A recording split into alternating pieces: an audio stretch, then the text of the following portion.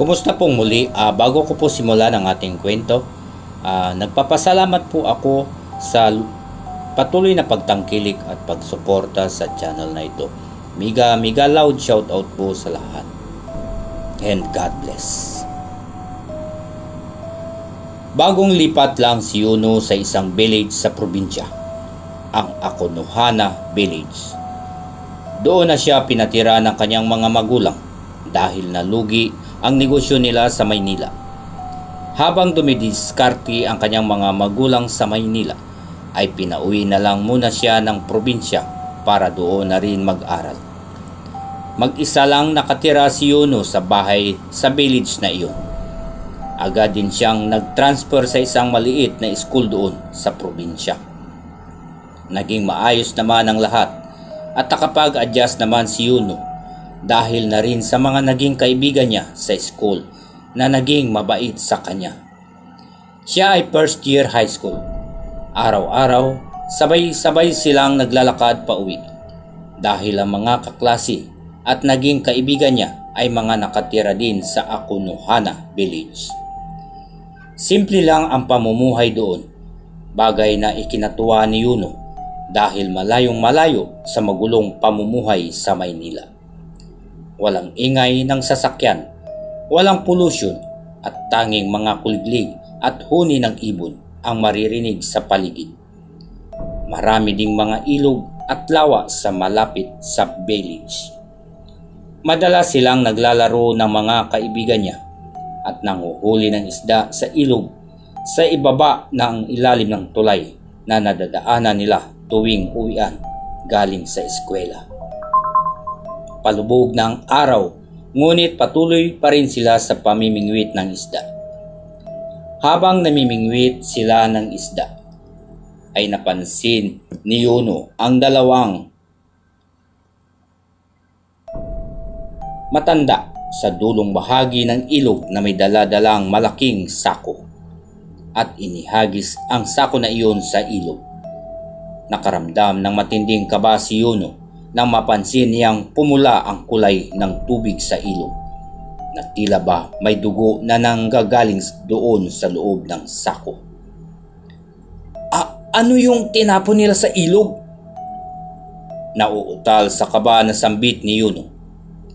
Huwag mong pansinin iyon. Wala lang yun.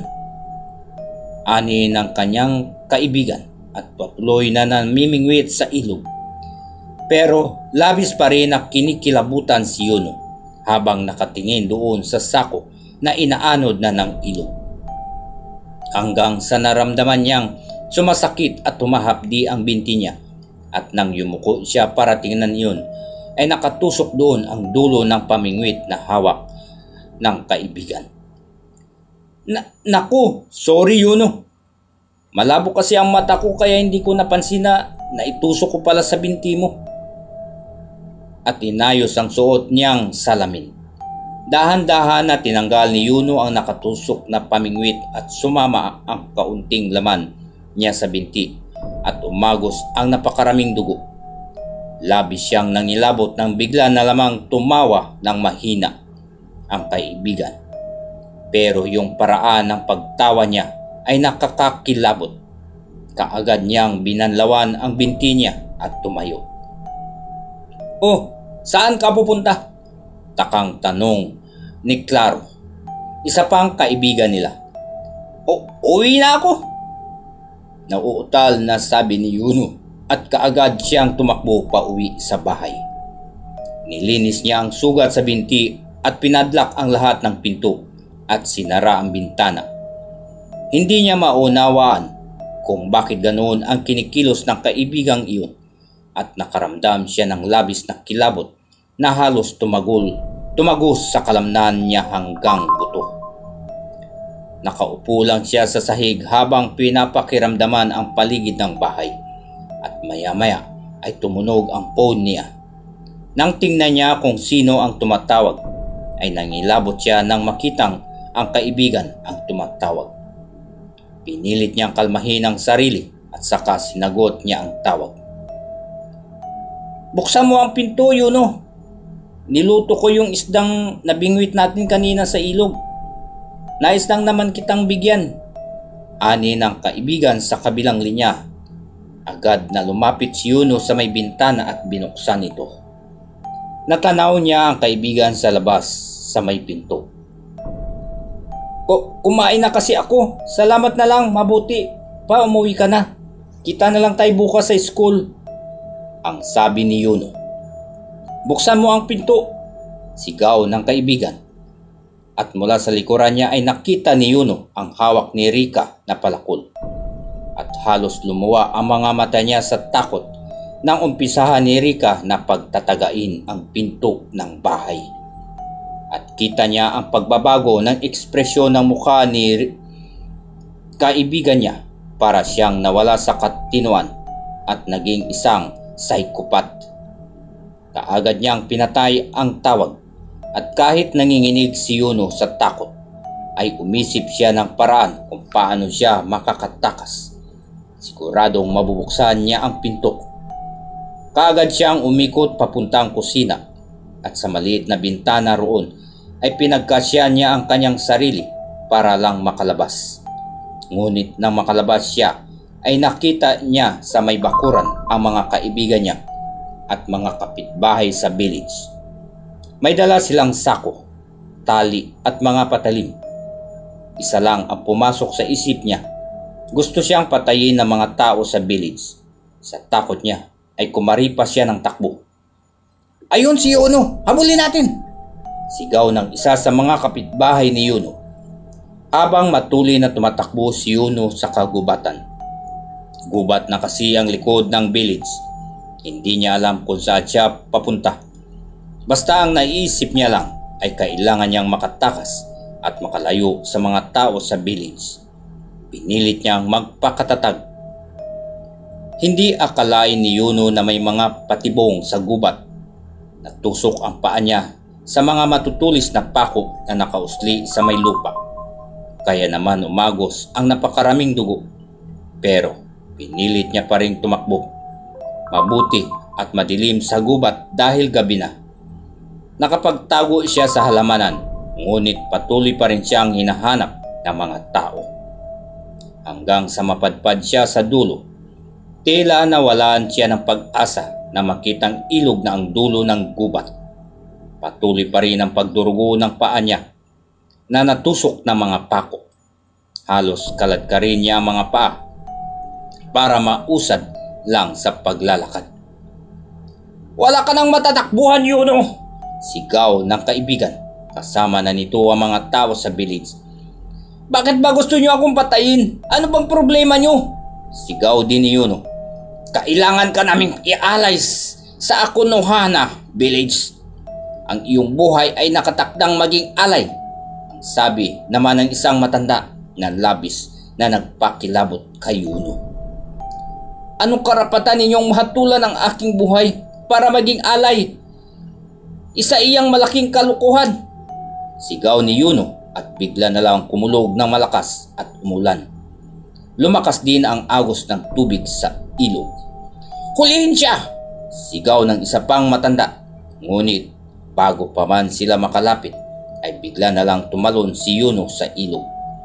Napagdesisyonan niyang di bali nang mamatay siya sa ilog kaysa mapatay siya ng mga tao sa Akunohana village. Masakit ang kalooban ni Yuno. Ang inaakala niyang nakahanap siya ng totoong mga kaibigan ay tinraidor lang siya. Kumalo sa tubig, ilog ang dugo sa mga sugat niya sa paa at pati na rin ang luha niya dahil sa labis na sakit na naramdaman sa pagtatraidor ng mga ito sa kanya. Walang nagawa ang mga tao sa village kundi panoorin na lang na inaagos ng ilog ang katawan ni Yuno. At akala ni Yuno, yun ang katapusan niya. Ngunit nang magmulat siya ng mga mata, ay nasa isang bahay kubo siya. Maraming mga dahon ang nakatapal sa katawan niya. Halos di rin niya magalaw ang buong katawan sa dami ng sugat niya at sakit ng katawan niya. Iniligtas pala si Yuno ng isang matandang nakakita sa kanya na palutang-lutang siya sa ilog. Mabuti na lang nang makita siya ng isang matanda ay may buhay pa siya kaya natulungan siya nito.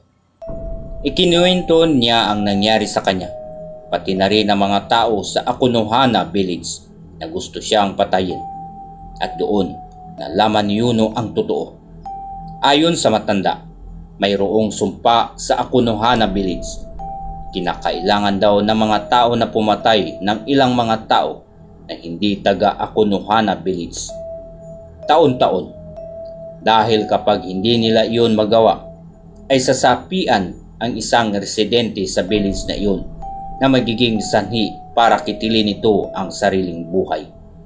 Ngunit hindi ito mangyayari kung mag-aalay sila ng buhay ng taong hindi taga Akunohana Village. Nagsimula raw ang sumpa na iyon noong ang pinakaunang nakatira sa village ay pinatay ng mga tao dahil sa paniniwalang mangkukulam ito. Dahil mayroong mga tanim na kakaibang bulaklak ang taong iyon sa kanyang bakuran at pinagbintangan nila ito na kinukulam ang mga tao sa village sa pamamagitan ng mga bulaklak na tanim nito. Tinaguri ang flower of evil ang mga bulaklak na iyon. Sinunog ng mga tao ang matanda, ngunit bago pa man mamatay ang matanda ay nagbitaw ito ng salita na simula sa araw na iyon ay iisisilang ang sumpa sa buong Akunohana Village. At isa sa mga namamatay taon-taon sa village na iyon kapag hindi sila nag-alay ng buhay ng tao na nagmula sa labas ng village. Ang Akunohana, na ang ibig sabihin ay salitang Hapon, ay Flowers of Evil, ang naging pangalan ng village dahil sa matanda. At hindi alam ng mga tao kung paano wawakasan ang sumpa, kaya naman patuloy lang sila sa paghahanap ng biktima. Nalaman din ni Yuno na bininta siya ng mga magulang niya sa mga taga-village at hindi pala totoong pagmamay-ari nila ang bahay na yun sa Akunohana Village. At kaya pala nalugi ang kanilang negosyo dahil nalulong sa sugal ang mga magulang niya. Napag-alaman niya rin na ang ampun lang siya ng mga ito at hindi niya ito totoong mga magulang. Gumuho ang mundo ni Yuno sa labis na pagtatraidor at kataksilan ng mga tao sa paligid niya.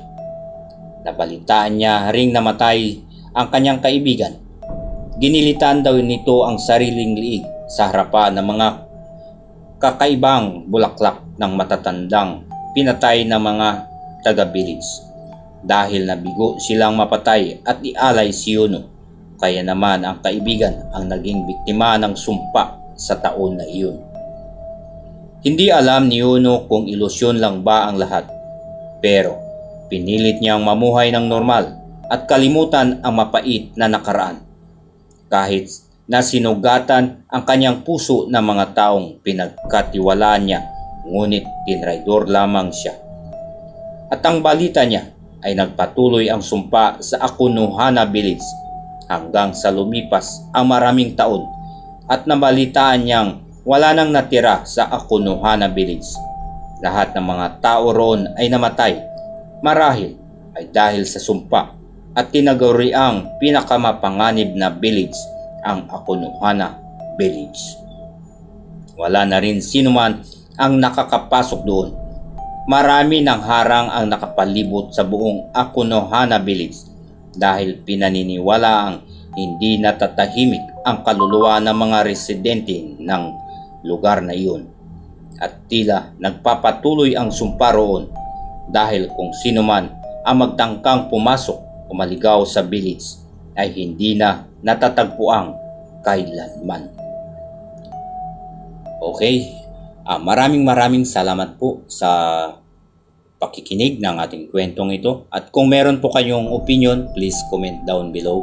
At maraming salamat pong muli sa patuloy na pagsuporta at pagtangkilik sa channel na ito.